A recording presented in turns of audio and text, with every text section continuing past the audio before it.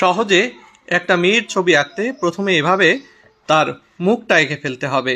চোখ দিয়ে দিতে হবে, নাক দিয়ে দিতে হবে, মুখ দিয়ে দিতে হবে, গলা দিয়ে দিতে হবে। এরপর সেখান থেকে লাইন বের করে জামার গলা ডিজাইন, এরপরে দুই পাশে দুটো হাত বাড়িয়ে দিতে হবে। জামার লাইনটা এভাবে নিচে নামিয়ে তার ঝুলন্ত অংশ ঢেউ ঢেউ করে এঁকে দিতে হবে। মাথার চুলগুলো এভাবে এঁকে দিতে হবে। হাত এভাবে লম্বা করে নিচের দিকে নামিয়ে চুড়ি দিয়ে দিতে হবে। হাতের আঙ্গুল সুন্দর করে এভাবে এঁকে দিতে হবে। এরপরে অন্য হাতটিও সুন্দর করে এভাবে নিচের দিকে নামিয়ে এনে চুড়ি দিয়ে দিতে হবে।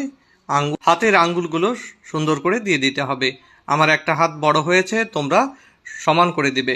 এরপরে পা এভাবে এঁকে পায়ে জুতা পরিয়ে দিতে হবে। এরপরে তোমরা চাইলে জামায় এরকম একটু লাইন দিয়ে দিতে পারো।